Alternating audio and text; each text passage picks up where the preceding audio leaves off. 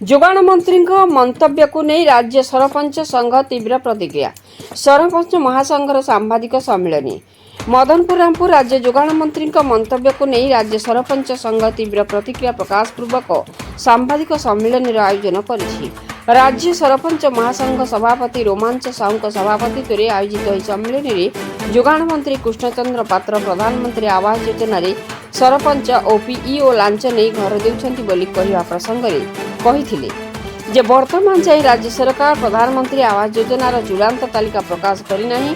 एभली स्थिति निजर दोष त्रुटि को लुचाइबा को वृथा प्रयास करी लोकंक प्रतिनिधि सरपंच मानकु लांच नेबा भली कहिबा समीचीन नुहे एवं जोगाण मंत्री 7 दिन मध्य क्षमा प्रार्थना करंतु नचेत राज्यव्यापी आंदोलन कराजियो बोली कहिसेंती।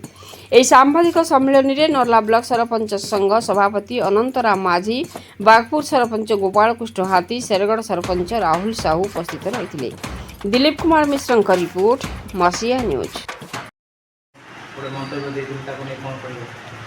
देखु मान्यवर राज्य सरकार जोगाण मंत्री श्रीयुक्त कृष्णचंद्र पात्र जो विवादीय गोटे सरपंच मान प्रति मिथ्या अपवाद लगे राज्य सरपंच महासंघ दृढ़ भाव निंदा करुचु।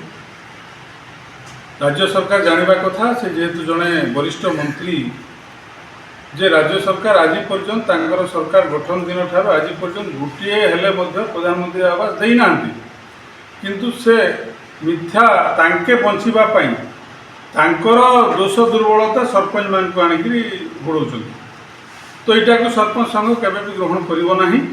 आगामी दिन में मान्यवर मंत्री जदि क्षमा न मागिबे आसंता 7 दिन मध्य ताहले राज्यव्यापी सरपंच महासंघ तार दृढ़ प्रतिवाद कर सम्मेलन होता माननीय मंत्री मंत्री को कौन कह देखु सर गत 2 दिन तले जोगाण विभाग मंत्री श्रीयुक्त कृष्णचंद्र पात्र जहाँ कही जे संपूर्ण मिथ्या। आज पर्यंत ओडिशा सरकार प्रधानमंत्री आवास पंचायत मान को देना जेहेतु प्रधानमंत्री आवास देना केमिति करी से जानले जड़े सरपंच 10,000 टंका लेखा गोटे गोटे हिताधिकारी ठारू खाऊँ यहाँ संपूर्ण मिथ्या।